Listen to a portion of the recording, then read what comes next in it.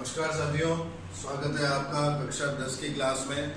आज हमारा टॉपिक है लोकतंत्र। लोकतंत्र के बारे में हम पहले भी पढ़ चुके हैं, आज उससे थोड़ा आगे अध्ययन करेंगे।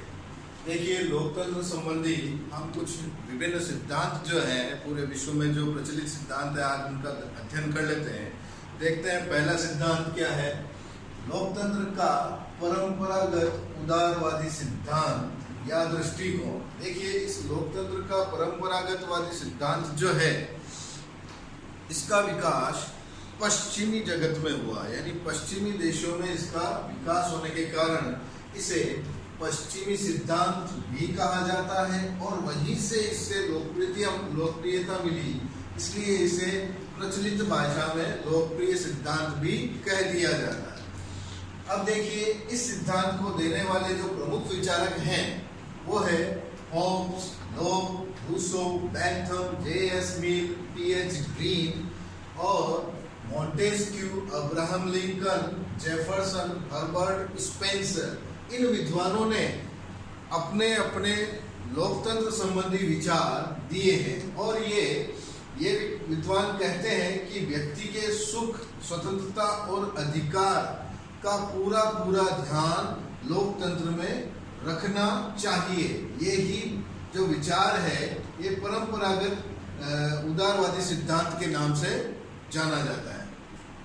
अब देखिए, इन विचारकों ने अपने अपने अनुसार इस सिद्धांत के अंदर कुछ लोकतंत्र के अंदर कुछ मान्यताएं मानी है या लक्षण बताए हैं कि ये कहते हैं कि प्रत्येक व्यक्ति बुद्धिमान है और अपना अच्छा और बुरा यानी अपना हित और अहित समझता है। ठीक है, सभी समझते हैं, आप भी समझते हैं, हम सब समझते हैं। ठीक, उसके बाद सभी व्यक्ति मूलतः समान है, ना कोई छोटा ना बड़ा, ना किसी पद या दर्जे में। लोकतंत्र के अंदर सभी व्यक्ति समान होते हैं, सभी को समान अधिकार दिए जाते हैं, समानता का, स्वतंत्रता का अधिकार प्राप्त होता है। और ये सबसे बड़ा इसका उदाहरण दूं तो हम भारत देश की बात करें तो लोकतंत्र के अंदर हमें समानता का अधिकार प्राप्त है, जिसके अंदर एक ही उदाहरण आपको समझ में आएगा। जैसे कि वयस्क मताधिकार की बात होती है। ये मताधिकार हमें हमारे किसी पद या किसी विशेष जाति या धर्म से संबंधित नहीं मिलता। जो भारत का नागरिक है उसे सबको वयस्क मताधिकार का अधिकार प्राप्त होता है। इसी आधार पर इन्होंने कहा था कि सभी व्यक्ति मूलतः समान है। अब देखिए, शासन का गठन यानी सरकार का जो निर्माण होता है वो संविधान के आधार पर होना चाहिए और ये शासन लोकतांत्रिक और उदारवादी होना चाहिए। उदारवादी यानी थोड़ा जनता के कल्याण के लिए सोचना चाहिए। उसके बाद जो भी शासन का गठन हो वो लंबी अवधि तक ना होकर एक सीमित अवधि तक होना चाहिए, यानी सीमित शासन होना चाहिए। ठीक है, आगे देखते हैं। सरकार की शक्ति का आधार, सरकार अपनी शक्ति बनाए जिसके लिए जो आधार चाहिए वो होता है जनता की इच्छा। सबसे बड़ी बात, सरकार की शक्ति का आधार क्या होना चाहिए? जनता की इच्छा। जनता की इच्छा होनी चाहिए सरकार का निर्माण में। और सरकार यहाँ सिर्फ न्यासी होती है, ट्रस्टी होती है, जो सिर्फ जनता के कल्याण के लिए योजनाएं बनाती है और जनता के अच्छे और बुरे का सोचकर अपनी नवीन योजनाओं को रूपरेखा देते हैं या आगे बनाते हैं, उनका निर्माण कर। अब देखिए, इसमें क्या होना चाहिए इस लोकतंत्र में कि इसकी भी कुछ अलग अलग मान्यताएं होती है। जैसे शासन संचालन जनता द्वारा, शासन का संचालन जनता द्वारा होना चाहिए और ऐसा शासन होना चाहिए जो बहुमत प्राप्त कर सके, जिसे बहुमत मिल जाए। यानी बहुमत का अर्थ यूं समझ में आ सकता है 100 में से 51 या 51 व्यक्ति एक तरफ और 49 व्यक्ति एक तरफ। तो बहुमत किसे मिला? 51 व्यक्तियों वाले। ठीक है, तो 51 व्यक्तियों वाले की सरकार होनी चाहिए। ठीक, और जो शासन जो बनता है या जो सरकार जो बनती है वो अपने क्रियाकलापों के लिए, अपने कार्यों के लिए किसके प्रति रिस्पॉन्सिबल होती है? किसके प्रति जवाबदारी रखते हैं? वो है जनता। जनता के प्रति शासन का उत्तरदायी होना। शासन जनता के प्रति उत्तरदायी होना चाहिए, अपने कार्यों का जवाब जनता को देना पड़ता है, तभी उन्हें अगले चुनाव में वापस चांस मिल सकता है, अदरवाइज नहीं। अब देखिए, शासन का जो एक सबसे बड़ा जो उद्देश्य होना चाहिए वो होना चाहिए जनता का हित। जनता का हित या जनता का भला या जनता का कल्याण। अब देखिए, लोकतंत्र के अंदर जो सबसे महत्वपूर्ण चीज है वो होना चाहिए न्याय सबको सुलभ और आसान तरीके से मिल जाए, और इसके लिए जो सबसे महत्वपूर्ण बात है वो है स्वतंत्र और निष्पक्ष न्यायपालिका। न्यायपालिका का स्वतंत्र होना लोकतंत्र में अति आवश्यक है, तभी वह निष्पक्ष न्याय कर पाएगी। और हर समय अंतराल के बाद, चुनाव के हर समय अंतराल के बाद स्वतंत्र और निष्पक्ष चुनाव होने चाहिए, जिसके कारण नए नए व्यक्तियों को भी चुनाव में खड़े होने का अवसर मिल सके, मौका मिल सके। और सरकार को जनमत का आदर करना चाहिए कि जनता की सोच क्या कहती है, उनकी विचारधारा किस ओर जा रही है। तो सरकार को जनता का और जनता के मत का या उनके विचारों का आदर करना चाहिए। तो ये था हमारा लोकतंत्र का परंपरागत उदारवादी सिद्धांत। अब देखिए, लोकतंत्र का बहुलवादी सिद्धांत या दृष्टिकोण क्या कहता है।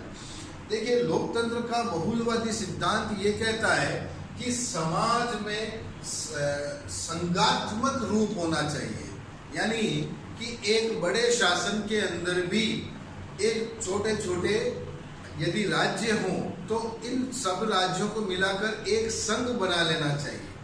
तो लोकतंत्र का बहुलवादी सिद्धांत यही कहता है कि समाज के संघात्मक स्वरूप में हमें विश्वास करना चाहिए। इसके कुछ प्रमुख विचारक हैं, जैसे H.J. Laski, Ernest Barker, Miss Follett, G.D.H. Cole, डिग्वी।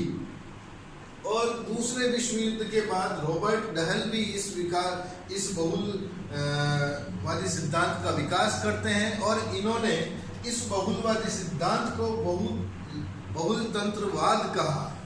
ठीक है। अब ये रॉबर्ट प्रिस्टस एक विद्वान, इन्होंने कहा कि बहुलतंत्रवाद एक ऐसी सामाजिक और राजनीतिक प्रणाली है जिसमें राज्य की शक्ति में अनेक निजी व हित समूह अपनी भागीदारी निभाते हैं। यानी कहा जाए तो इस लोकतंत्र के इस सिद्धांत के अंदर छोटे मोटे जो निजी और हित समूह होते हैं, जो सिर्फ अपना हित सोचते हैं, वो भी सरकार के अंदर अपने अपनी तरफ से थोड़ी थोड़ी भागीदारी निभाते हैं। ठीक। अब इसके आगे हम देखते हैं लोकतंत्र का विशिष्ट वर्गीय सिद्धांत। विशिष्ट वर्गीय सिद्धांत या इसे अभिजन वर्गीय सिद्धांत भी कहा जाता है। इसके अंदर सत्ता का जो केंद्र होता है वो अभिजन वर्ग होता है। सत्ता का केंद्र अभिजन वर्ग होता है। अभिजन वर्ग किसे कहते हैं, विशिष्ट वर्ग किसे कहते हैं? देखिए, विशिष्ट वर्ग उसे कहते हैं जिनके अंदर कुछ न कुछ अलग विशिष्ट योग्यताएं होती है, जैसे कि धनी व्यक्तियों का अलग वर्ग, या मजदूर लोगों का अलग वर्ग, विद्यार्थियों का अलग वर्ग, शिक्षकों का अलग वर्ग, डॉक्टरों का अलग वर्ग। तो इस तरह से इनमें कुछ न कुछ विशिष्ट योग्यताएं होती है, इस कारण इसे हम विशिष्ट वर्ग कह सकते हैं, और अभिजन वर्ग भी इन्हें ही कहा जाता है। और इस सिद्धांत को देने वाले प्रमुख विचारक हैं रॉबर्ट मिचेल्स, मोस्का, पेरेटो, बर्नहम, सी राइट मिल्स। इन्होंने इस सिद्धांत को दिया था। अब ये रॉबर्ट मिचेल्स जो थे, ये जर्मन के विचारक थे। इन्होंने अपनी पुस्तक द पॉलिटिकल पार्टीज के अंदर ये विचार प्रस्तुत किए। मोस्का ये इतालवी विचारक थे, इनकी पुस्तक का नाम द रूलिंग क्लास है।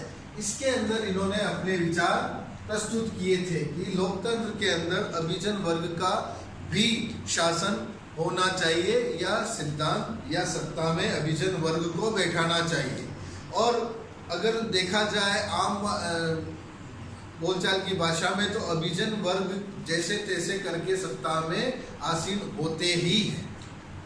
ठीक है, आगे चलते हैं। आगे है इसका चौथा लोकतंत्र का सिद्धांत है मार्क्सवादी सिद्धांत या दृष्टिकोण। देखिए, मार्क्सवादी सिद्धांत यानी मार्क्स के विचारों पर चलने वाला सिद्धांत मार्क्सवाद कहलाता है और इसे देने वाले हैं मार्क्स, कार्ल मार्क्स और एंजल्स। ये दोनों मित्र थे और इन्होंने ही सबसे पहले ये सिद्धांत विश्व के सामने रखा। ये आर्थिक लोकतंत्र की बात करते हैं जिसके अंदर कि जनता के अंदर जो दबा हुआ वर्ग है, जैसे श्रमिक या मजदूर वर्ग है, इनके कल्याण की बात करता है, इनको ऊपर लाने की बात करता है। इस सिद्धांत को आगे बढ़ाने वाले हैं जिन्होंने इसे व्यावहारिक रूप दिया, वो है लेनिन, स्टालिन और माओ त्से तुंग। इन्होंने इस सिद्धांत को आगे बढ़ाया और समाज के सामने मार्क्सवाद को और विस्तृत किया। अब देखिए लोकतंत्र का समाजवादी सिद्धांत या दृष्टिकोण। देखो, समाजवादी सिद्धांत या दृष्टिकोण को देने के लिए काफी विचारक है। इन्होंने ये समाज के अंदर ये संदेश दिया कि लोकतंत्र की स्थापना के लिए हमें क्रांति और हिंसा के स्थान पर विकासवादी और संवैधानिक साधनों में विश्वास करना होगा, तभी समाजवाद स्थापित होगा जो समाज के हर एक निम्न वर्ग को या हर एक निम्न व्यक्ति तक समाज से संबंधित सारी योजनाएं या लोक कल्याण से संबंधित सारी योजनाओं का उसे भी लाभ पहुंचे, ऐसी योजनाएं इन्हें बनानी होगी। तो समाज के अंदर जो पिछड़ा वर्ग है उसके लिए भी इन्होंने सोचा है और कहा है कि भाई हमें समाज को या देश को या राष्ट्र को यदि विकास के मार्ग पर आगे बढ़ाना है तो हमें क्रांति और हिंसा नहीं करनी चाहिए, और इस क्रांति या हिंसा के स्थान पर हमें हमारे समाज को आगे बढ़ाने के लिए विकासात्मक रवैया अपनाना चाहिए और संविधान के अनुसार शासन चलता रहे, कुछ ऐसी योजनाएं और नीतियां समय समय पर बनानी चाहिए। तो साथियों, आज हमने ये देखा कि लोकतंत्र के जो विभिन्न सिद्धांत है वो लोकतंत्र के लिए क्या क्या कहते हैं। आप इसका अध्ययन करें और आशा करता हूँ आपको ये समझ में आया होगा। और कुछ क्वेरी है या कुछ क्वेश्चन है तो हमें ज़रूर पूछिए।